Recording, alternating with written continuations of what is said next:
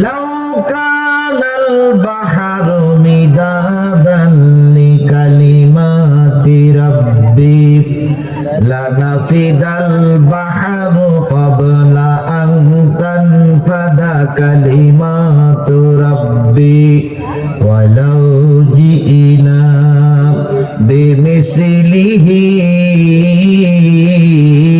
মাদাদা।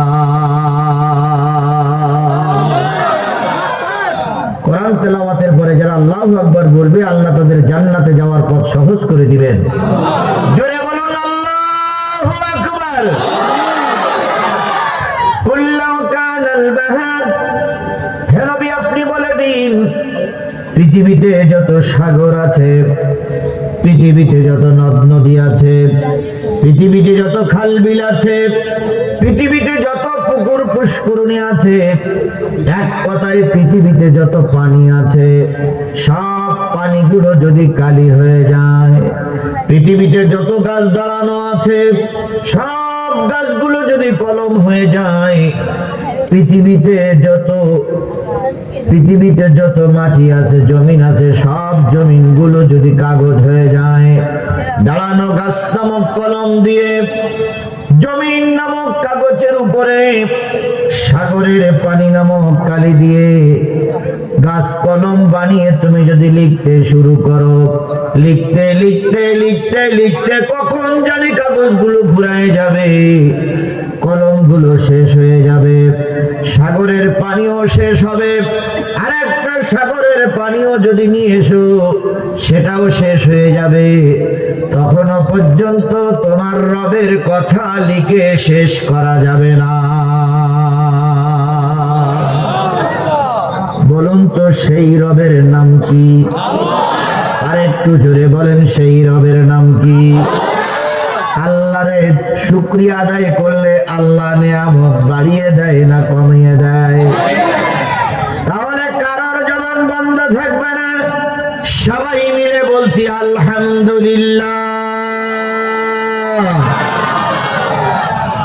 আলহামদুলিল্লাহ বললে খুশি হয় কে? আর আলহামদুলিল্লাহ মেনে নিতে পারে না, সহ্য করতে পারে না, গ্রহণ করতে পারে না, তিনি কে? শয়তান কি এই মজলিসে আছে? আছে আছে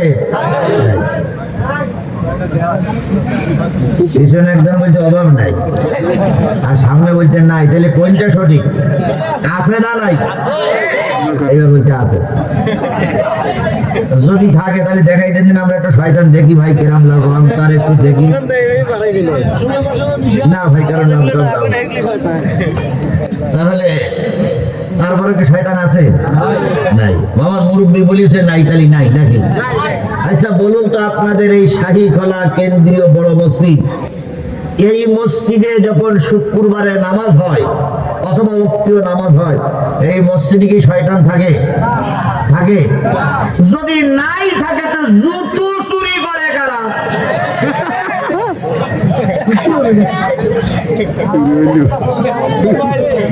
জুতো চুরি হয় এদিকে? এই মুসলমান করে তো জুতো চুরি করতে পারে? আপনারাই বলেন। তাহলে শয়তান মসজিদেও আছে, এখানেও আছে। এখনই দেখাই দেবো আমি, দেখার জন্য তৈরি থাকে। আলহামদুলিল্লাহ বললে খুশি কে? আল্লাহ। আর আলহামদুলিল্লাহ শব্দটা সহ্য করতে পারে না কে? এবার আলহামদুলিল্লাহ বলার সময় সামনে ডাইনে বামে তাকাবে, তাকেই আলহামদুলিল্লাহ বলবেন, পিছনে তাকানোর দরকার নেই আপনার। যদি জবান না খোলে, যদি আলহামদুলিল্লাহ না বলে, পিছন দিক থেকে বগলের তলায় যখন হাত দেবে উঁচু করে ধরে বলবেন হুজুর মাল পাওয়া গেছে। বলা যাবে? এই বলা যাবে?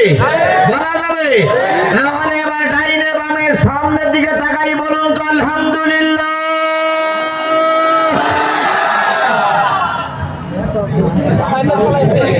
আছে? আল্লাহু আকবার। আল্লাহ আমাদের শয়তান মুক্ত মাহফিলের অনুষ্ঠান কবুল করুন।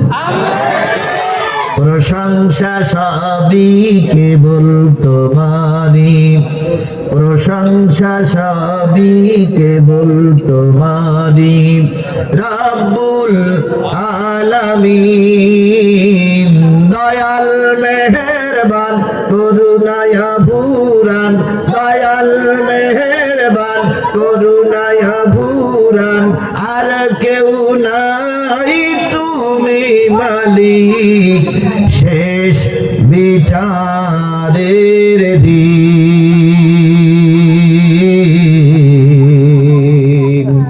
শেষ বিচারের দিন। বিশ্ব মানবতার শ্রেষ্ঠ বন্ধু, সমস্ত নবী রাসূলদের শ্রেষ্ঠ রাসূল, আমাদের প্রিয় ভাজন নেতা, যার সুপারিশ করবে সকলে জান্নাতে যাবে, সেই নবীর নামে দুরূদ আর সালাম। কারোর জবান বন্ধ থাকবে না, সকলে মিলে বলছি সাল্লাল্লাহু।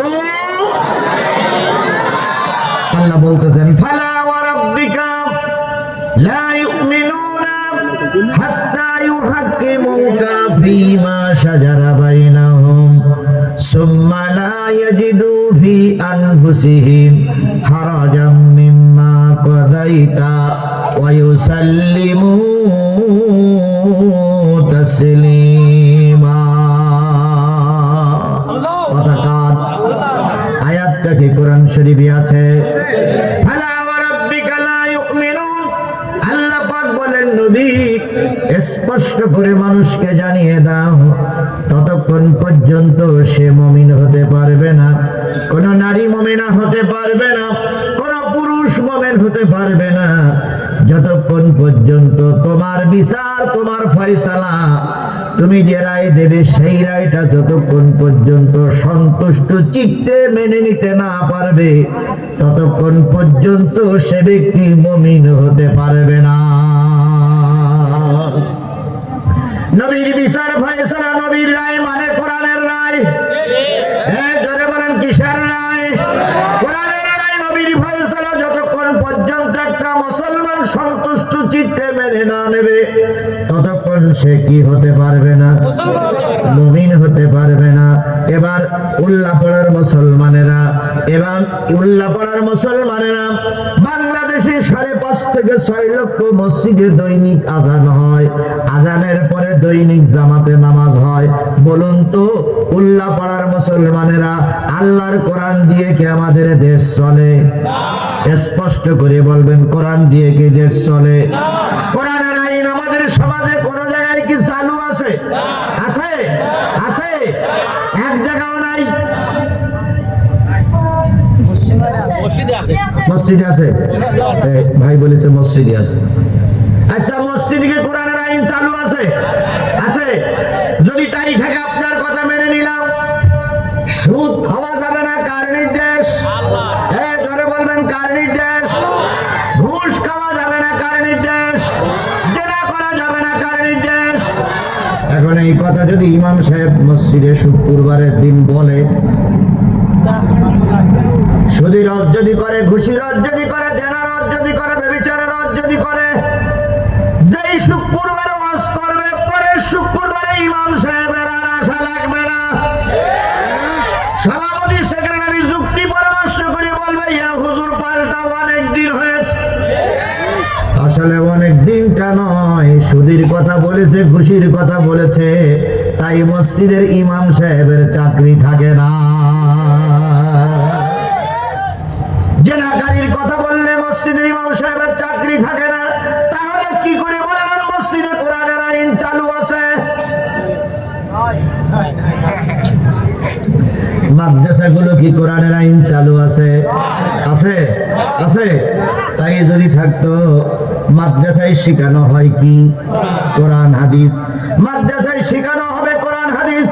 যেই সরকার ক্ষমতায় আসুক না কেন, প্রিন্সিপাল মুহতামিমের মাথার উপরে কোন নেতার ছবি টানানো যাবে না। ছবি যদি টানানো হয়, কোরআনের ছবি টানানো লাগবে। এবার বলুন তো, আমাদের হুজুরদের মাথার উপরে কার ছবি থাকে? দেশের প্রধানমন্ত্রী রাষ্ট্রপতির ছবি টানানো লাগে, যদি টানা না টানাও তাহলে চাকরি। এই কথা বলেন চাকরি। তাহলে মসজিদে কোরআনের আইন ফুল চালু নাই, মাদ্রাসায় কোরআনের আইন ফুল চালু নাই, তবে দুইটা জায়গায় কোরআনের আইন এখনো চালু আছে। বলবো না আপনারা বলবেন? সেই দুইটা জায়গা বলেন তো কি কি? তো নেই, আমি বলেই দিলাম। জন্ম আর মৃত্যু। কবরস্থানে কোন জায়গায় আল্লাহর আইন চালু আছে? সুদখোর বললো দোয়া, ঘুষখোর বললো দোয়া। কোন জায়গায় কোরআনের আইন চালু আছে? আর আমাদের দেশের কিছু হুজুর আছে, পানপট্টি মারা হুজুর। টাকা যদি 2000 দেন মোনাজাতের বেগ বাড়ে, আর টাকা যদি মোটে না দেন এক কথায় শেষ। হুজুর আমাদের দেশে আছে না? আপনারা আহলে হাদিস এলাকার লোক বলে হয়তো নেই, কিন্তু অন্য অন্য জায়গায় যাই দেখেন টাকা দেশে 1000 মোনাজাত আধা ঘন্টা ধরে করতেই আছে।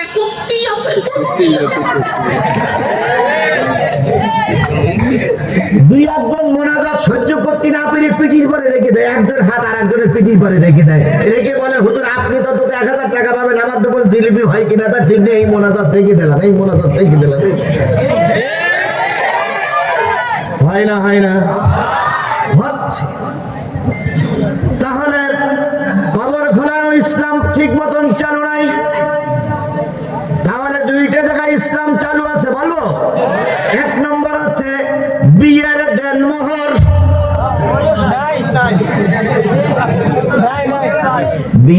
বিয়ে পড়ানোর সময় বিয়ে ছেলে আর মেয়ে যে বিয়ে করে, বিয়ের সময় একটা দেনমোহর বাঁধা হয় না? এই দেনমোহরটা কোরআনের নির্দেশ। বিয়ে করা কিন্তু ফরজ না, কিন্তু দেনমোহর দেওয়া ফরজ। এই গেল একটা। আর একটা হলো ফারাইজি সম্পত্তি। ফারাইজ, এক ছেলে সমান কয় মেয়ে? এদিকে তাই তো, এক ছেলে সমান কয় মেয়ে? এটা কার নির্দেশ? তাহলে এই দুইটা নিয়ম এখন আমার দেশে চালু। এইবার এই দুটা জিনিসই যাই, বিয়ে করবেন সমাপ্ত অনুযায়ী দেনমোহর বাঁধবেন, কিন্তু এমন দেনমোহর বাঁধে রে ভাই, বউ কেন রান্নাঘর বিক্রি করে দিল, দেনমোহর শোধ হয় না। খায় রিক্সা চালাইয়ে দেনমোহর বেজেছে 5,32,033 টাকা 6 পয়সা। আচ্ছা বলেন তো, ভ্যান যদি 10-12 বিক্রি করে কি দেনমোহর শোধ করতে পারবে? এখন দেনমোহর বাঁধা যেমন খরচ, আদায় করাও তেমন খরচ। দেনমোহর শুধু বেঁধে রাখার জিনিস নয়, এটা আদায় করতে হবে। স্ত্রীর কাছে মাপ চাওয়ার জিনিস নয়। 10 টাকা দেনমোহর বেঁধেছেন, 10 টাকা দিয়ে তারপরে তার সঙ্গে যতক্ষণ দিদি না পারবেন ততক্ষণ আপনি ফকির, যতক্ষণ দিদি না পারবেন ততক্ষণ আপনি বিড়ালের মতন মাপ করে দিয়ে। কে মাপ? 18 বছর বাবার বাড়ি ছিল, 18 বছর থেকে পরে তোমার বাড়ি আসি, মানসে হয়েছে 50,000 টাকা দেনমোহর, 50,000 টাকা দেনমোহর ছোট করে তারপর আমার দিক টাকাবা দেনমোহর আমার মাপ নিজের আগে দাও।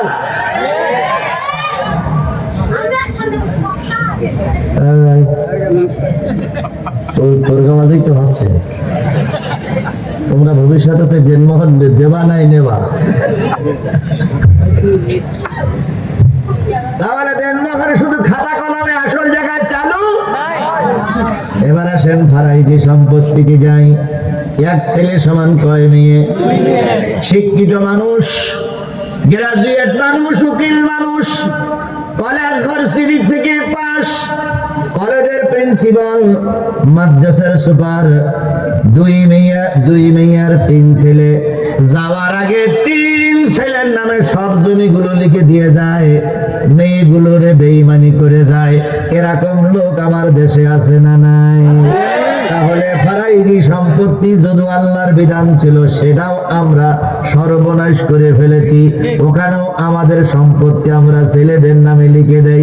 এই জাতীয় লোক যদি মসজিদের সভাপতি হয়, মসজিদের ইমাম হয়, ওই জাতীয় লোক যদি বক্তা হয়, আল্লাহ ওরে ক্ষমা করবে না। বলুন তো, ছেলে জন্ম দেওয়ার সময় বাপ মা যদি এক ঘরে থাকে, মেয়ে জন্ম দেওয়ার সময় অন্য কেউ আসে না, বাপ মাই জন্ম দেয়। তাহলে ছেলের নামে লিখে দিলে মেয়ের বেঈমানি করেছ, কোন ইবাদত মালিকের কাছে কবুল হবে না।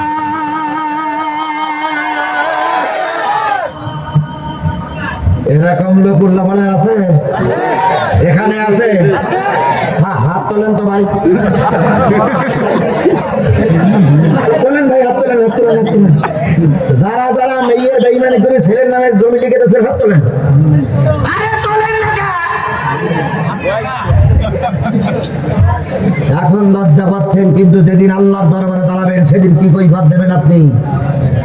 এই জন্য ভাড়ায় যে সম্পত্তি কোরআনের অংশ সেটাও আমরা সর্বনাশ করেছি, দেনমোহর কোরআনের অংশ সেটাও আমরা সর্বনাশ করেছি। আল্লাহ বললেন কোরআনের বিধান যতক্ষণ চালু না হবে ততক্ষণ কি হওয়া যাবে না? মুমিন হওয়া যাবে না। সুতরাং কোরআনের আইন চালু করে মুমিন হওয়ার জন্য সকলের চেষ্টা করা দরকার আছে না? না, এই জন্য কিছু কিছু অংশ এখনো রসুলের আছে। এই জন্য রসুলের নামে দুরূদ আর সালাম দিয়ে শুরু করছি, কারো জবান বন্ধ থাকবে না। সবাই মিলে বলছি সাল্লাল্লাহু আলাইহি ওয়াসাল্লাম। বন্ধুগণ, আপনারা এসেছেন কি শোনার জন্য? সবাই মিলে বলুন। অন্যান্য জায়গায় আমরা মাহফিলে যাই, তাফসীর মাহফিল, কিন্তু আপনারা খুব চালাক। এই এলাকার লোক বিরাট চালাক। তাফসীর মাহফিল দেয়নি, কি মাহফিল দিয়েছে? ওয়াজ মাহফিল দিয়েছে, যাতে করে হুজুরা এদিক ওদিক না যেতে পারে। হুজুরদের ভেঙে ফেলাইছে। তাহলে ওয়াজ মানে হলো নসিহত।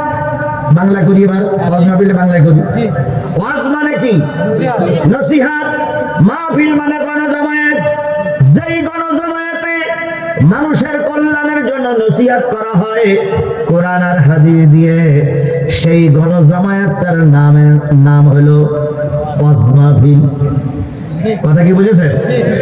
যেই গণজমায়েতের ভিতরে আল্লাহর কোরআন এবং রাসূলের সহিহ হাদিস দিয়ে মানুষের কল্যাণের জন্য বক্তারা আহ্বান করে, ওই গণজমায়েতের নাম হলো ওয়াজ মাহফিল।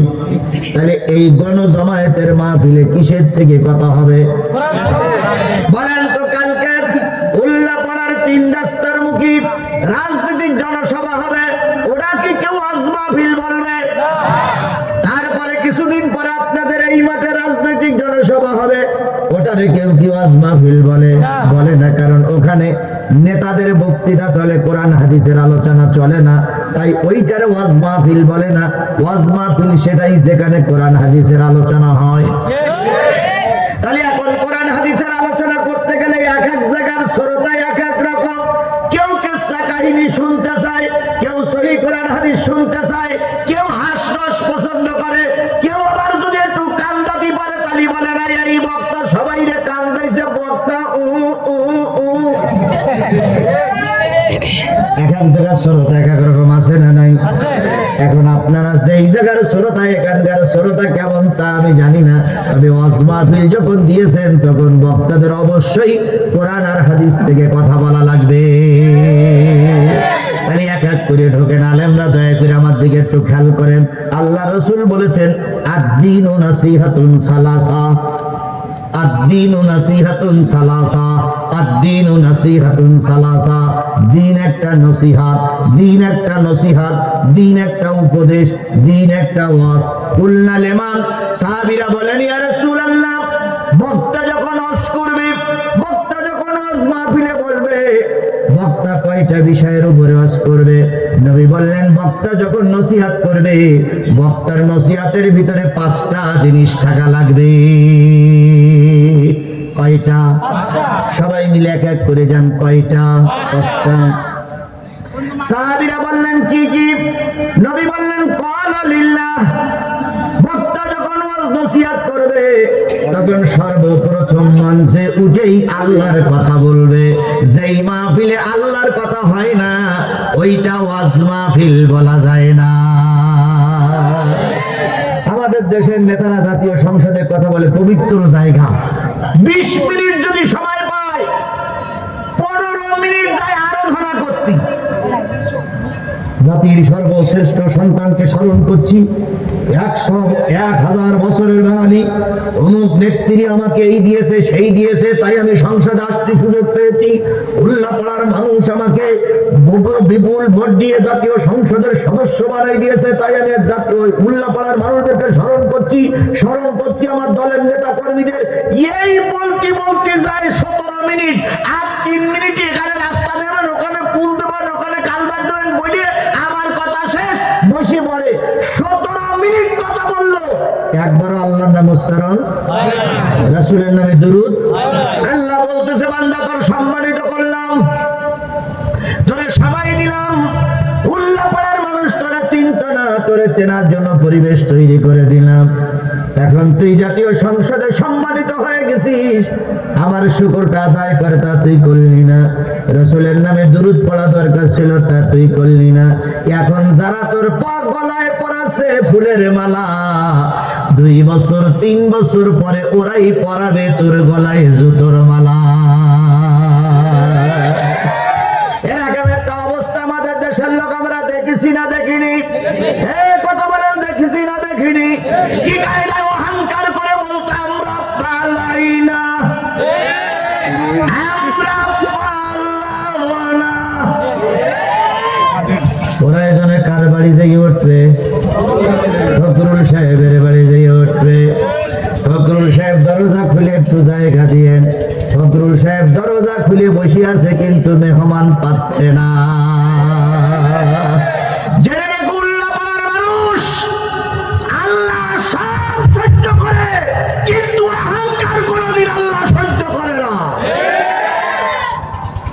বিএনপি ক্ষমতাচ্যুত হয়েছিল কিন্তু পালাই যায়নি।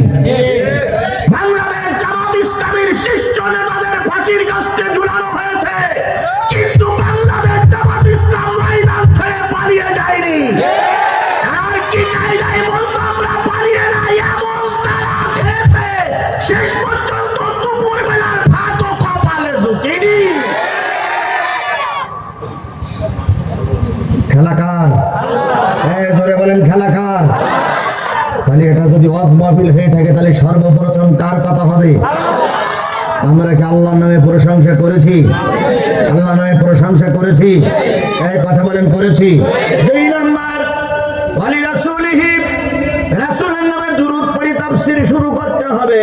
যেই মাহফিলে রাসূলের নামে দুরূদ হয় না, সেইটা ওয়াজ মাহফিল হয় না, তাফসীর মাহফিল হয় না। আমরা রাসূলের নামে দুরূদ পড়েছি না পড়িনি? পড়েছি। 3 নম্বর হলো কিতাবিহি, ওয়াজ মাহফিলে কিতাব থেকে আলোচনা করা লাগবে। এটা যাত্রার অনুষ্ঠান নয়, এটা সিনেমার অনুষ্ঠান নয়, এটা পয়লা বৈশাখের অনুষ্ঠান নয়, এটা পুতুল নাচের অনুষ্ঠান নয়, এটা কোরআনের অনুষ্ঠানে অবশ্যই কোরআন থেকে আলোচনা করা লাগবে। তাই আমি আপনাদের সামনে সূরা মুজাদালা 14, 15, 16, 17, 4টা আয়াত তেলাওয়াত করেছি। সূরা নিসার 3টা আয়াত নিয়ে আজকে জাতিকে বুঝাবো কাদের পরে আল্লাহর গজব। কোরআন দিয়ে বুঝাবো কাদের পরে আল্লাহর গজব, কাদের পরে আল্লাহর লানত, কাদের পরে আল্লাহর অভিশাপ। আল্লাহ কোন দলের পরে, কোন গোষ্ঠীর পরে, কোন মুসলমানের পরে রাগ করে বসে আছে, এইটা বুঝাবো আমি কোরআন দিয়ে। এই জন্য সূরা মুজাদালার কয়টা আয়াত আর সূরা নিসার থেকে নেব কয়টা আয়াত? এই 7টা আয়াত দিয়ে আমি বুঝাবো 7 শ্রেণীর মানুষের পরে আল্লাহর লানত। এই 7 শ্রেণীর ভিতরে রফিকুল ইসলাম খান সাহেব যদি ধরা পড়ে থাকে, যতই বক্তৃতা করে যাও, গজবের দলের ভিতরে আসো, নাজাত পাবা না। এই 7টা দলের আলোচনা করতে যেয়ে যদি আকবর আলী খানের দল বা তাদের গোষ্ঠীর নাম এসে যায়, আমি টেকাইতে পারবো না, গজবের দলের ভিতরে আসো। এই 7টা শ্রেণীর কথা বলতে যেয়ে যদি আজিজুল ইসলামের জিহাদের নামটা ওই 7 শ্রেণীর বক্তার, 7 শ্রেণীর মানুষের ভিতরে আছে, যতই বক্তৃতা করো, কিয়ামতের দিন নাজাত পাবা না। তাহলে আমি 7 শ্রেণীর নাম বলবো কি দিয়ে? জোরে বলেন কি দিয়ে? অন্যদিন কিছু কেসা কাহিনী হয়, আজকে মোটেও হবে না। আজকে সব হবে কোরআন, সব হবে সহি হাদিস। আচ্ছা, কোরআন সহি, হাদিস কি না? হাদিস সহি না, সব হাদিস সহি না। হাদিস কি সব সহি? কিছু জাল হাদিস আছে না, কিছু জয়ীফ হাদিস আছে না, কিছু গরিব হাদিস আছে না, তাহলে হাদিস সব সহি হয় না, কিন্তু কোরআন সহি। এই পর্যন্ত যত জায়গায় শোনা যায় কেউ বলে এটা সহি হাদিস, এটা জাল হাদিস, তাই বলে না? এটা সহি হাদিস, এটা গরিব হাদিস, এটা দুর্বল হাদিস, এইটা বলে কিনা? কিন্তু বাংলাদেশে আহলে হাদিস বলে না, সুন্নিতে বলে না, যেই বলেন কেউ কি বলেছে এটা সহি কোরআন আর ওটা জাল কোরআন? এরকম কেউ বলেছে বাংলাদেশের দিকে কেউ বলেছে? তাহলে কোরআন একমাত্র সহি, হাদিসের ভিতরে ভেজাল আছে। আমি কোরআন থেকে যদি কথা বলি সহি কথাগুলো শোনা যাবে, কথা বলেন ঠিক না বেটি? আমি কোরআন থেকে বুঝাবো কয় শ্রেণীর পর আল্লাহর লানত, আরো জোরে বলেন কয় শ্রেণীর পর আল্লাহর লানত। এখন এই সব শ্রেণীর কথা বলার জন্য আমার আমার আমার 50টা মিনিট সময় লাগবে। দেবেন দেবেন কারা কারা দেবেন একটু হাত তুলে দেখান তো। যারা থাকবেন না তারা হাত তুলবেন না, খবরদার হাত তুলবেন না, কারণ আমার গাছে না, আমার গাছে উঠাই কি আপনি ফুটকুট চলে যাবেন, লাভ মেরে কিন্তু নিচে নেমে ধরি ভালো বলা। কারা কারা যারা যারা থাকবেন দেখেন তো, কারা কারা হাত তুলিনি? এই লোকগুলো মুনাফিক, খুব বুদ্ধিমান লোকে হাত তুলি, এরা হাত তুলবে না। মাশাআল্লাহ, এটা তাকবীর দেন তো না।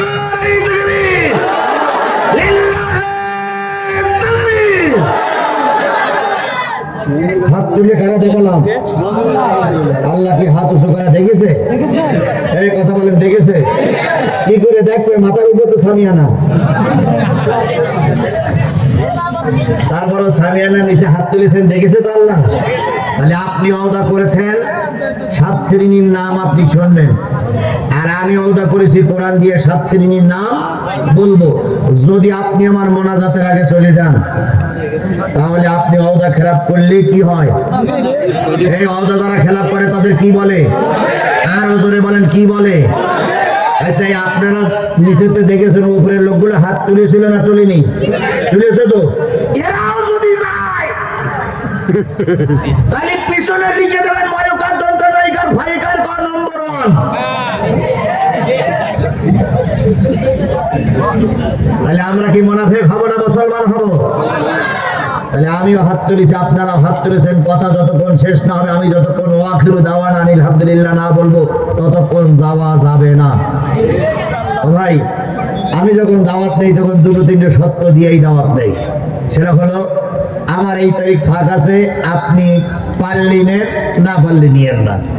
আমার যাতায়াত খরচ বাবদ আমার কিছু পয়সা দিতে হবে, আপনি কত পারবেন আমি কত পারবো বলি কয়ে নেই। আর 3 নম্বর সত্য দেই ভাই, আমার টাইম রাত্রি 10টা, আর দুপুরবেলা জোহরের নামাজের পরে আসরের নামাজের পর আসরের আলহামদুলি শেষ করবো। এই হলো আমার সত্য থাকে। আমিও সেই সত্য দিয়েই এখানে মাহফিলে এসেছিলাম, কিন্তু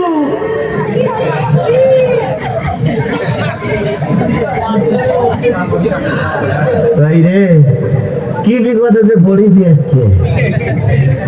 আমার সম্মানিত প্রিয় ভাই SI ইব্রাহিম ভাইকে বললাম 9:30টার দিক দেওয়া যাবে না, তখন বললো হুজুর 9:30 হয়তো হবে না, কালেকশনের ব্যাপার আছে, তবে 10টায় দেওয়ার জন্য আমি 100% চেষ্টা করবো।